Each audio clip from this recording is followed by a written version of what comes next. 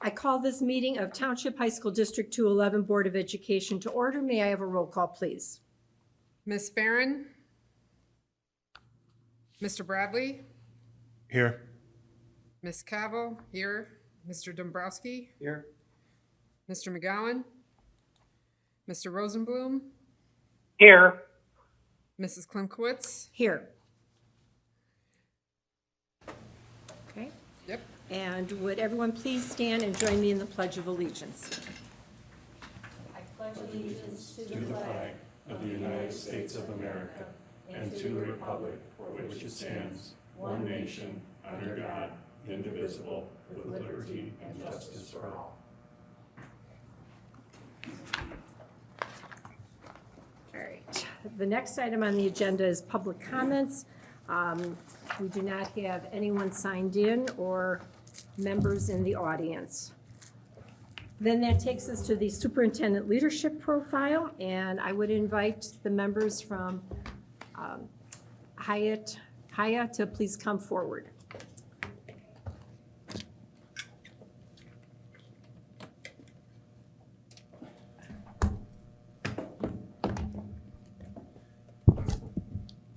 Okay, and we have Dr. Brian Harris and Dr. Karen Sullivan, and I'm going to ask Dr. Harris if he would introduce his associate that's with us this evening. Absolutely, and good evening, everyone, and thank you for having this special meeting, especially for this purpose of going through the superintendent search leadership profile.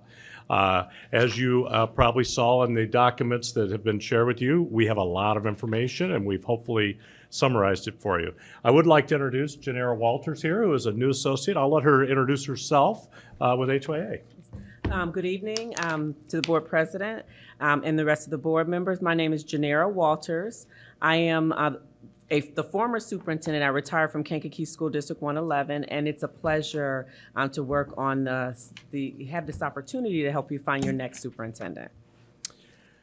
So Dr. Walters is new to the firm, and so we are excited to have her join us. And so she's learning a little bit. She does know about the superintendency and does know all that, but the search process is unique in itself. All of us had our initial opportunity in the past, and so we're very happy to have her joining us here.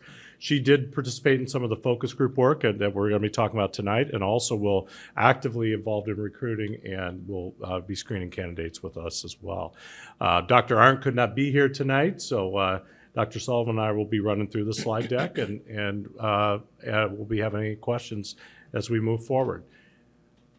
All right, well, let's go ahead and let's talk about, let's see here. That work? There we go. The collection of data.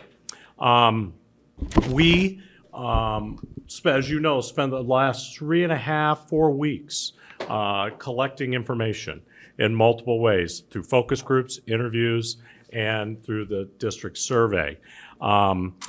One thing I want to note of all of these, we had a very broad participation, and it really matched well to the demographics of your district. Whether it was the student groups, the staff groups, the parent groups, it really was an excellent representation of your district profile when it comes to students and parents and the community. So wanted to start with that comment. Just in summary, we had 1,982 survey responses, which was really good.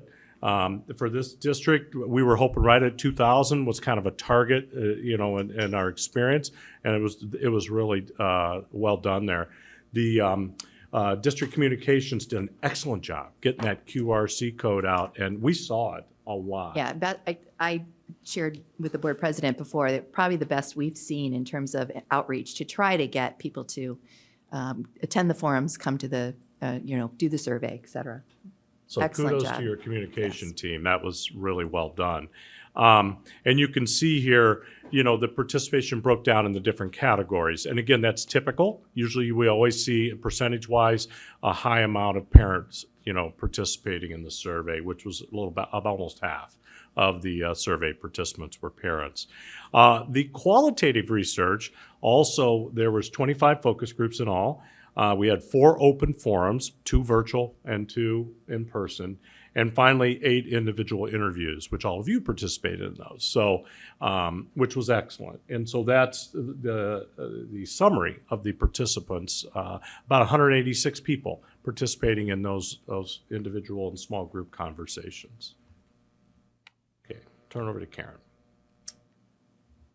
Okay, I'm going to talk about the survey. The one thing that I will share, because you opted to have your survey done in several different languages, is we did have 57 times the survey was taken in something other than English.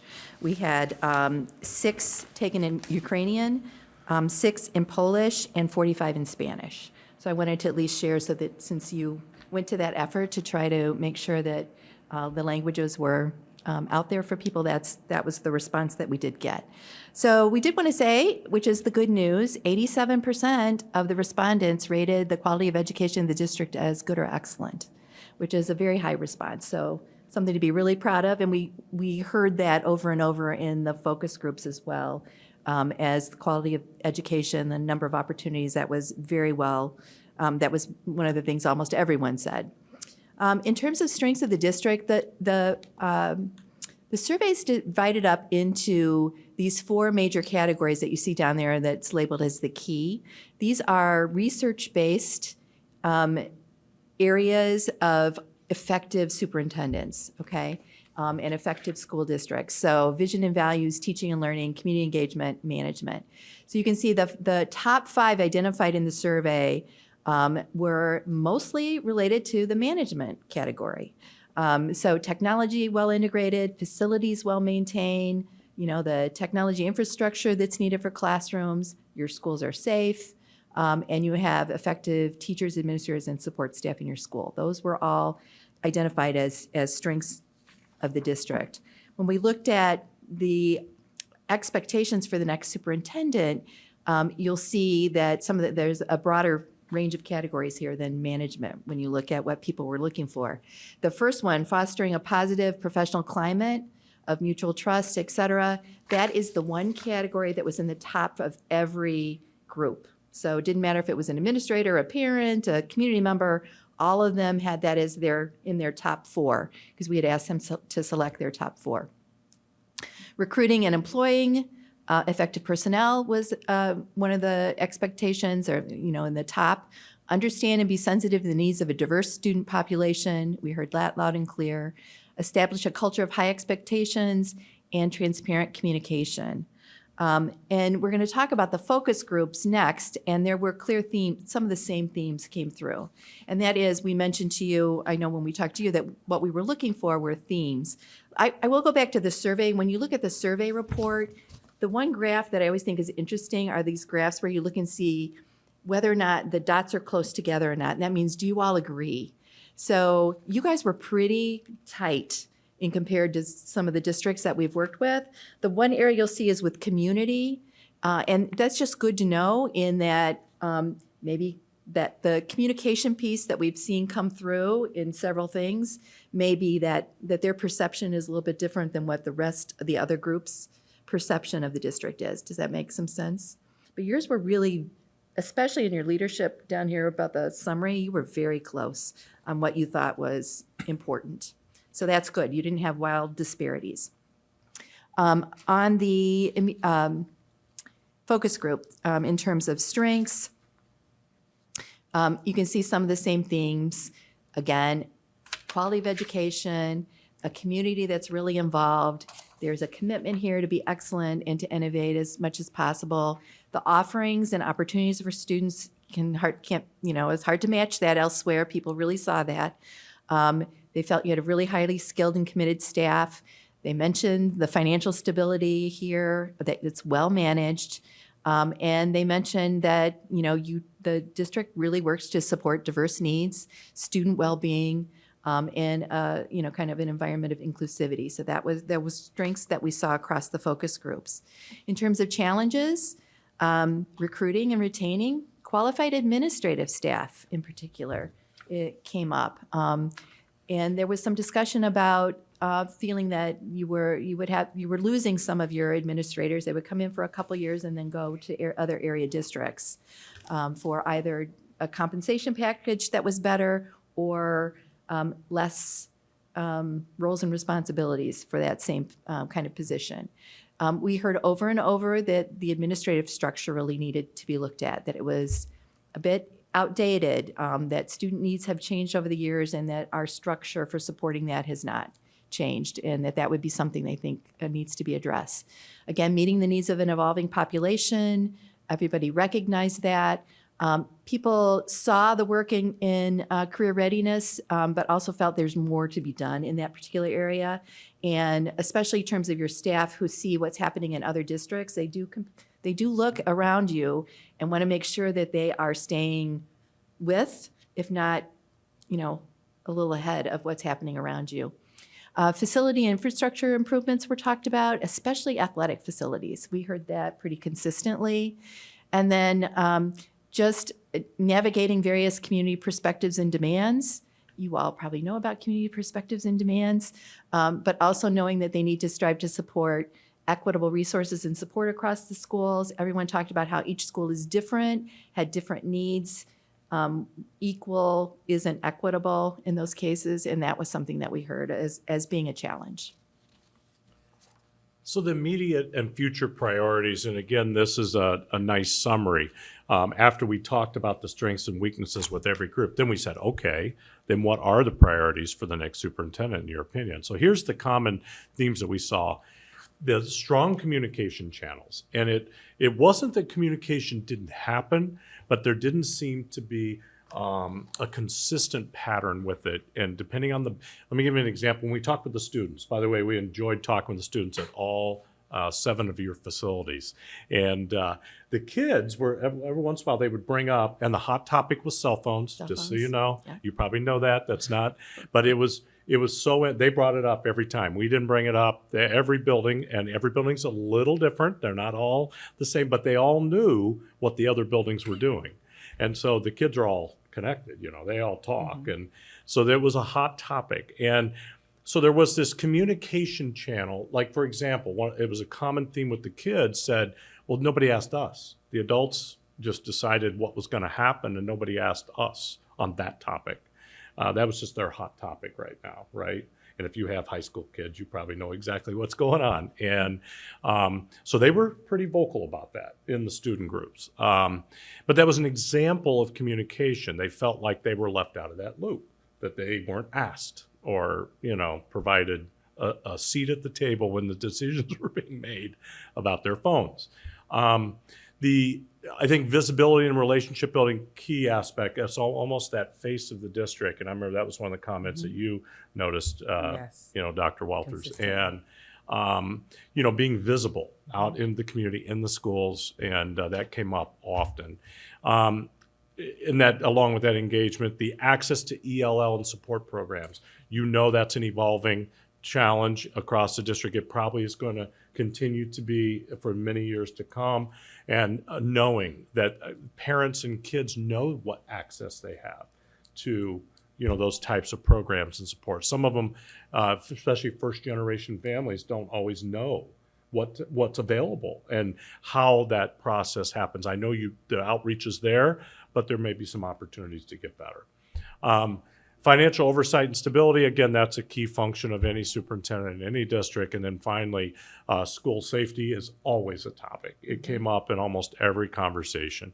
Your schools got, I thought, excellent situation. Everybody, when we talked to staff and students, everybody felt safe, but it's always on their mind, always. And it's probably not going to go away anytime soon. A few other of the future priorities, equity and diversity, the evolving nature of your student population and community population was clearly noted. The administrative professional development for leadership and structure, that again, we really believe the next superintendent really needs to come in and do, take a hard look at your administrative structure. And that's, from department chairs all the way up to the superintendent and how that whole org chart looks. And we actually heard that from the teacher union as well, which is unusual. Teachers said it. Yeah, absolutely. And parent groups did too. So this was a theme. And again, I think they're looking at neighboring districts and your comparable districts, and they're saying, okay, why are we different, or why haven't we evolved in that component? And then the community and regional partnerships, you know this, you all live here. It's an amazing community. All the different villages and cities there, excellent. And the resources are there and how to leverage those for the best for the kids. As Karen mentioned, the facility needs and infrastructure, I think they're paying attention mostly to athletic areas is where we heard that theme come up. And then finally, the focus on student achievement and career readiness and that whole, career piece is excellent. So the final question we asked was the characteristics for the next superintendent. And what we've done here in the slide deck is we have broken these up into 3 different categories. The first category is personal qualities. And again, I'm not going to read all these to you, but they want a nice person, right? A people person. That's my comment as a summary of what all these characteristics mean. So when we start, thinking about candidates, when we start screening and when you eventually interview and select your person, hopefully they check these boxes up on this screen. The second piece was professional qualifications. And so these were some of the common components that we saw with professional qualifications. I'll point out a couple of them in particular. High school experience was definitely something that was mentioned repeatedly. A strategic thing, the DEI commitment, understanding what that means for High School District 211, and somebody who has had experience in that type of leadership role wherever they've been, and be able to speak to that and be able to lead in that area.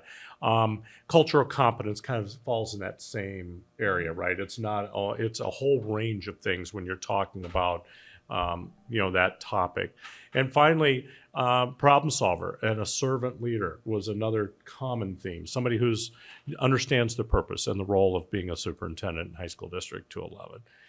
And finally, the desired attributes. This was a little broader. This was more how they do their work, right? And how they would engage with families and parents and community members and your intergovernmental relationships and with staff and with students and, be community focused. The long-term commitment was hopefully somebody would come here and stay here and get roots and be here for a period of time.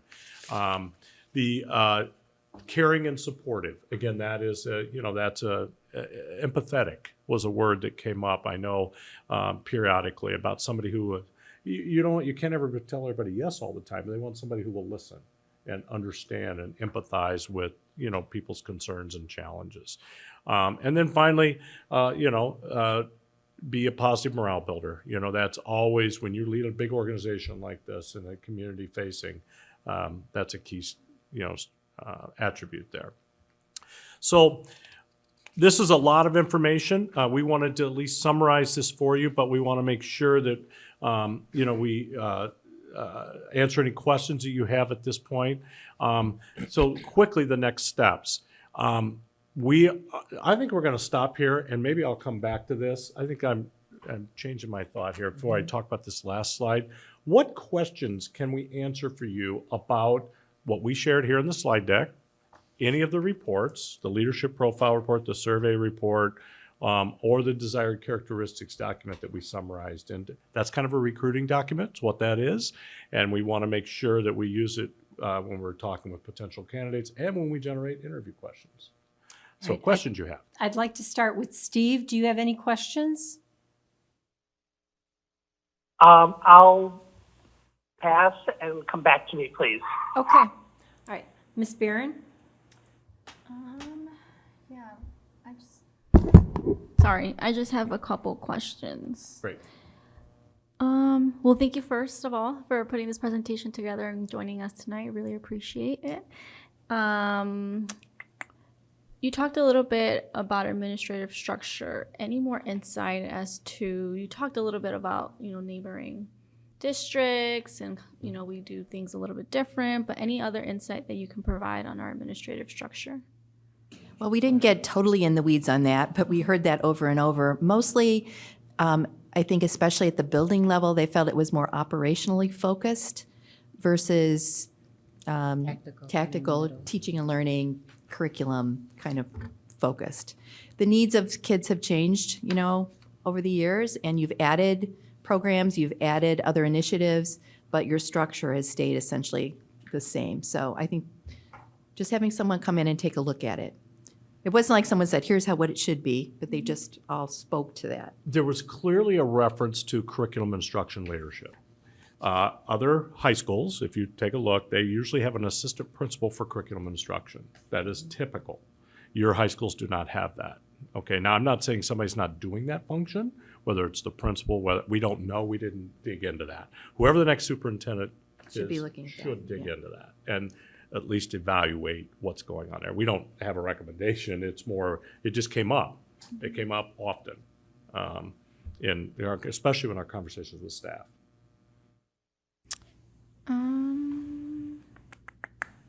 That's about it. Thank you so much.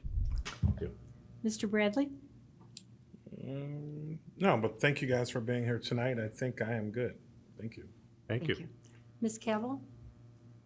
I don't actually, I think this is a historic first, that I don't have any follow-up questions. I do really appreciate, especially the presentation before we got into the weeds on everything. I really appreciate the detail on the data provided about what came from where, how many people exactly were surveyed. And though it wasn't on the slide, the extra information about it being well represented as to, you know, the community that we serve, both inside the school and at the community at large, that the data collection was representative was really important to me. So I'm really, really pleased to hear that we got such a good response and that response was broadly representational. And so, yeah, thank you for the presentation. I really appreciate it. We knew that was a topic for the board. We'd heard that multiple times and these kinds, so we wanted, and we were very conscious of that when we were looking at the focus group, the makeup of them. And principals, by the way, did a great job with the kids and then the staff that participated. So we definitely had a representative mix, for sure. Fantastic. Yeah. Thank you. Mr. Dombrowski? Yes, thank you. Can you speak more to the challenges? I have an understanding of what the staff perceive as challenges and what our superintendent will have to come in and try to rectify. I also understand where our students are coming from as far as having a voice at the table. I'm not sure what the challenge is for the parents as being identified. It seems like retaining and the discussion you had about staff turnover appears to be more along the lines of our internal staff, but Yes. I'd like to know what were the key issues that parents were seeing as challenges for the district. I'm trying to remember. Yeah, there was a couple that come to my mind. We did not necessarily break it down that way. However, I do recall when we met with parents and what we heard, I believe it definitely was about communication. It was about, they said they were communicated with, but felt like at times if they didn't always engage proactively, they weren't always receiving what they needed in a timely fashion. So parents were definitely, or this was community in general. And so there was some of that for sure. It was the communication channels. I think they all said they weren't always sure. They definitely paid attention to what their principals sent them, but necessarily not always maybe from a district, from a big picture perspective, if that makes sense. I'm trying to recall here. Yeah, that's right. There was definitely that from the parents. The other thing with parents, it was definitely the mental health that came up several times because I think they see their teenagers at home and mention, you know, the concern. They know the district's doing a lot, but know that that's a real thing for them every day. I think the other thing I remember from parents was they all knew their school, each school was different, and that there were different needs at different schools that need to be addressed, and they understood that. Yeah, when we met with the booster parents, that was a theme, right? There was when we had one of the focus groups. I don't know if you were on that one, but we had the booster parents, so it was a representative from all the schools, and they were talking about some of the, I wouldn't call them inequities, that's not what they called it, but there was differences between the schools, and they wanted to make sure that all the schools, regardless of how much, you know, between Palatine and Hoffman or Schaumburg and Fremd and that type of thing. I think they see it out visually sometimes that's out there, even though it may not be reality. Again, it was a combination of communication and resource allocation. Does that make sense? Somewhat. I'm just trying to ensure that the next superintendent will have some guidelines when, engaging parents and not, generalities. So in the survey, that aligned with what the focus groups, it sounds like you're recollecting focus group conversations. I just want to make sure that the focus group and the survey align with what I'm hearing. There were opportunities to improve in the survey as well. If I Yes. may add to it, I know I started reading the comments that we got from families. And there was like 44 pages of the comments. So I got through page 20. I know they talked about rigor, academics for the kids. They talked about, at least my interpretation, and I'm not sure if these came from parents. It seemed that way possibly, but, some of the academics, supporting the kids, the interactions with the teachers and communication seemed to come out. Right, and the comments aren't they're not broken apart, Right. but our survey data is by Correct. who took what, so I'm just wondering if we Yeah, have. the survey in the back in the appendix, you Yeah. can see by group, so you can Right. see, and if you look down, the lowest numbers are on things like really related to communication. The district engages the community as a partner to improve the school system. Was there an option for rigor then? I am looking there. Or is that why that came out in the comments? It came out the comments. It was the focus group. So there Um, was no real, Students are on track to be ready for the next grade and ultimately college and career. You got a 73% said yes. okay. That's why you probably see too that 87% Still of the are very people happy. thought things were in a good place. So even, we didn't see any real emerging themes other than communication. The career readiness thing wasn't, they know you're doing things, but maybe not enough. We heard that, and that came out in the survey. And I as also well. think that's because that's currently the conversation that's Yeah, happening across out in the the state. world. Is college for everyone, or should we be looking at these other opportunities for kids? So I think they're hearing that, they're seeing some things. They're seeing what's happening in some of the other area districts. We see we're doing things, we just need to keep enhancing that. Thank you. Thank you. Mr. Rosenblum, do you have any questions? Yes, first of all, thank you very much, HYA, for putting this all together and sharing this information with you. Very informative. To Mrs. Klimkowitz's point, I also have been, and I'm still going through the verbatim comments that were submitted, and I don't think this is the place to get into specifics, but there seems to be some references in some of the comments to maybe candidate recommendations, at least one that I saw in specific, but I didn't, it said, recommending the person below, but I didn't see a name, and I'm not sure if that was taken off for any particular reason.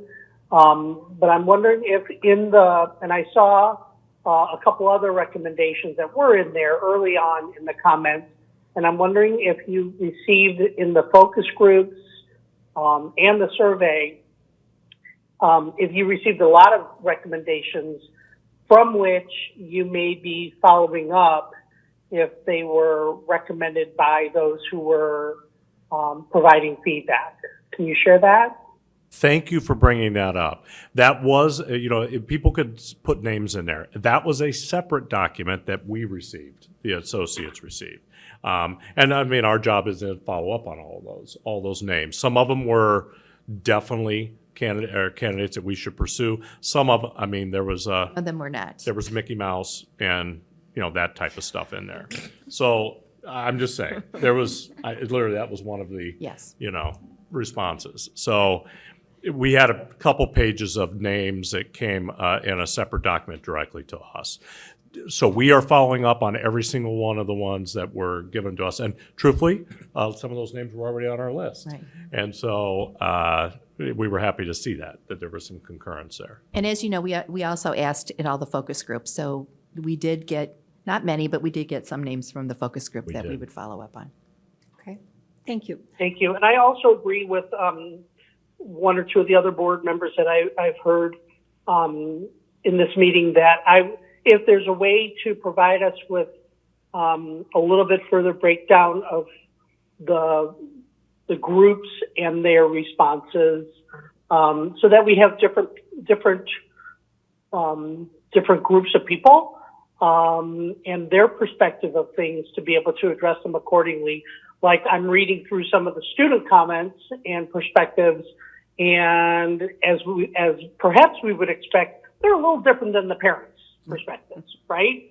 So it'd be interesting to see different people, different groups of people, and their answers to the survey, so that number one, we're able to address them accordingly.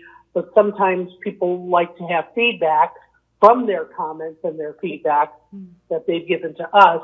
And if there's consistent messages coming across to us with recommendations on strengths and challenges, maybe there's a way for us as a board and as a district to address. I'm hoping that we address those things, right? But also to be able to provide feedback to the groups of people who provided those recommendations, that feedback to us, so that they know that their voices are being heard beyond the superintendent search recommendations, because the survey and the information we received went well beyond just the superintendent criteria, right? But it's giving us a ton of very, very, very useful information. And I thank you for providing us with that to help us not only select a great superintendent to take us forward, but also to help us as a school district to respond and be even better. Well, thank you. A couple thoughts as I was listening, and please jump in here. When we collect qualitative data, which is what the focus group, the interviews were, when you do qualitative research, the key is always to look for common themes. And hence why we had, the 25 groups, it was a combination. It was your intergovernmental people, it was parents, it was staff, it was students, it was all of your stakeholders. And so we, and then we consolidated that into some summary statements. There was definitely more connections with those groups than there were outliers, just so you know, for sure. We identified a couple of them. Like I said, no parent or no community member brought up the cell phone issue. That was a student issue, okay? And we told the kids, if any of them were watching, that we would make sure the board heard that because it was a common theme, all right? And so I just think it's important for the next superintendent to understand that too. This issue's not going away. And it's probably gonna, take different directions over the next several years and the impact on instruction, right? And everybody has but it was definitely, there was a few outlying themes. Any other thought on that, Karen? Or So, Mr. Rosenblum, what I'm hearing you say is that this is an opportunity to tailor a little bit of communication to the different stakeholders, saying, I heard you say, students, that you're concerned about cell phones. We're listening to you. And then you take it from there. Like, I actually think that's a great idea. Yeah. So let us take a look at it. I mean, we have all of our notes that we took and with every group we met with, and we can see if there's, particular items that were outliers is what I would say. Yeah. And I guess, go ahead, Mr. Rosenblum. I guess my thought is, we're always asking the community for feedback, right? In many, many different ways. And this feedback to me is very, very rich in information. And I would like to see how we can use that information. And I don't want to say necessarily be responsive, but be supportive of some of the data, the recommendations, the information that's being presented to us, to be able to improve ourselves. And with an incoming superintendent, that was already mentioned, use some of these things to help that individual design and develop initiatives and programs and priorities some of which have been mentioned in this feedback already, to move us forward in the best way. So, Madam President. I want to thank you guys very much, and I say you guys in a very Midwesterny way, to provide us with this information. I think it's excellent. Thank you. Madam President, I would just like to emphasize that my position is that we stick to the scope that we hired HYA for and not deviate from that and try to task them with additional data analysts that doesn't fall within their scope of services. Thank you. I agree with that, and that's what I was going to say. I think we do need to make a general acknowledgement and a thank you to everybody who participated, and we can do that through our communication. But any of these comments, that was for the board information and something for us to work with the new superintendent. And I know as far as the cell phones, it was quite a lot of discussion with the teachers, with the administration. And I do believe that there were some students involved, but probably not the ones that were in this group. But I think, each school has the parent advisory. So I really don't want to pull out any kind of specifics, because if you did it for this one, then why aren't you doing it for this one? So just general thank yous to everyone. So I think we're good. And as Mr. Dombrowski said, let's continue to move forward. And if we may, we're going to allow the panel to summarize everything. Yeah, and we will look at that to see if there's anything we didn't say already. And we've already highlighted a couple things, so, okay. Other questions? Okay, you were going to summarize? All right. We definitely want to talk about this last slide, though. Okay.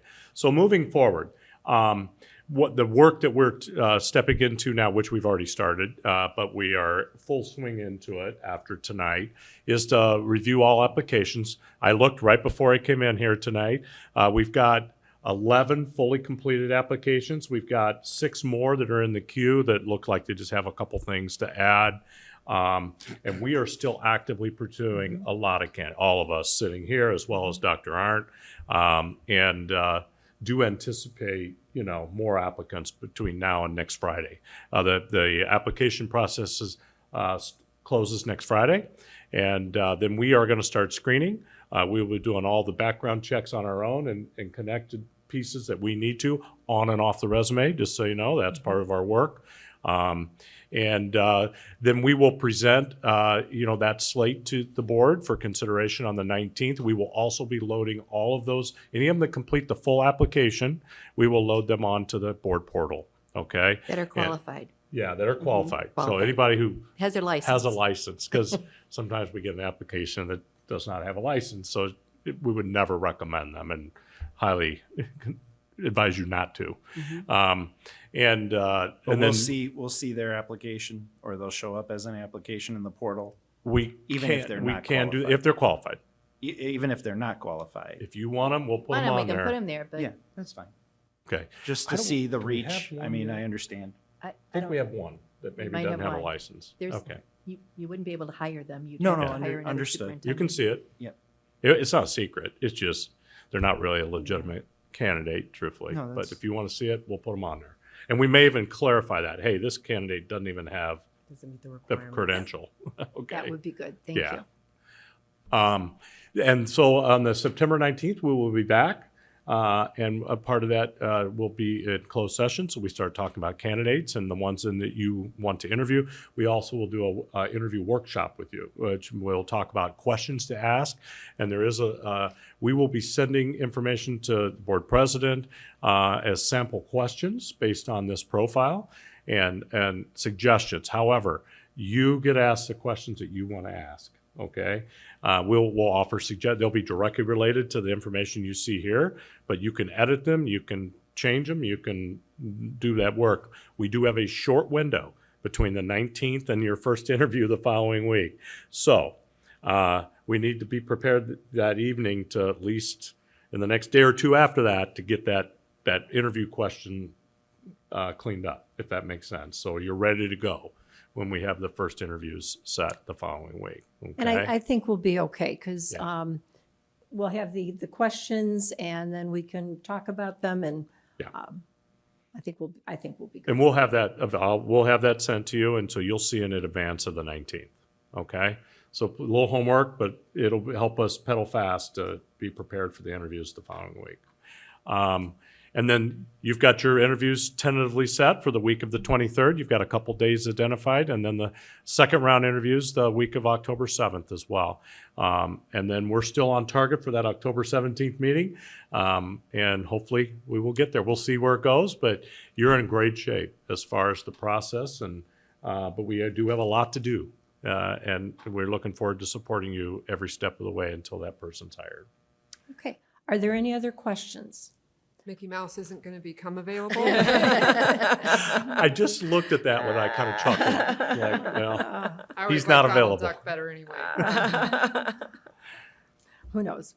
Well, I thank you very much for the presentation, Dr. Sullivan, Dr. Harris, and Dr. Walters. Thank you so much for being here and putting everything together and answering our questions. That leaves us to one last action item here.